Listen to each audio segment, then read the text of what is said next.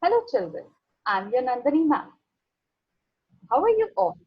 Today we are going to read a story which is named Hamaguchi.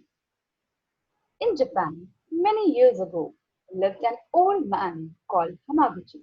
He was very wise and the natives loved and respected him. Hamaguchi was a rich farmer. His house stood on a hillside high above the seashore. Down by the shore and scattered up the hill were the houses of the villagers. All around Hamaguchi's house were his rice fields. It was harvest time, and the fields were dotted with hundreds of rice stacks. There had been a fine crop, and tonight, down in the village, the people were celebrating. Hamaguchi sat outside the house with his grandson, Tada. He could see the colorful paper lanterns and flags and the people gathering for the dance. He could have liked it to be there too, but he was tired and the day had been hot. Though it was still quite warm, a strong breeze began to blow in from the sea. Suddenly, the hillside shook just a little. The house rocked gently for a moment. Then all was still again. An earthquake? Hamaguchi whispered to himself. Though he was not frightened, he was a little worried. He looked anxiously towards the village. Then he stood up and looked out at the sea. It was dark, it was very dark, and it seemed to be running away from the land.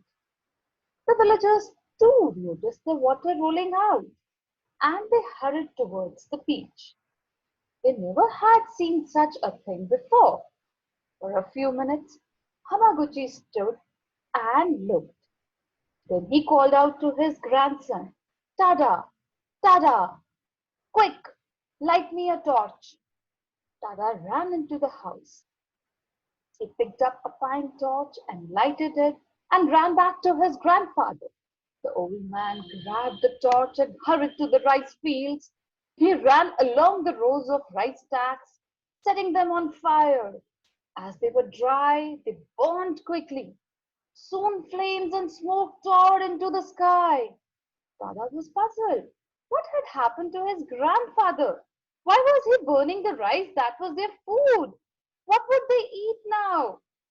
The bell ringer in the temple on the top of the hill saw the flames and set the big bell blooming. Down on the beach, the people turned and looked. Hamaguchi's rice stacks were on fire. They had to help him. They began to climb up the hill. First came some of the young men. They wanted to put out the fire at once, but Hamaguchi stood in front of the fields and held out his hands to stop them. The whole village was coming up now, but Hamaguchi would not let anyone help me. Let the stacks burn, let them burn, he said. The people began to question Tada. What happened? Why wouldn't his grandfather let them fight the fire? I don't know, sobbed Tada. Grandfather set fire to the rice fields on purpose. I saw him do it. Is that true? They asked Hamaguchi. Yes, it's true, he said. Now is everyone from the village here? Yes, we all are here, but we don't understand. Look, shouted Hamaguchi as loud as he could, pointing to the sea. Look! They all turned and looked towards the sea. It was coming to the shore. It seemed to roll forward. It came nearer and nearer. It was like a great wall moving towards them. The sea! Shrieked the people. They had hardly spoken when the water struck the shore. The noise was louder than any thunder. The hillside shook as the giant waves dashed against it.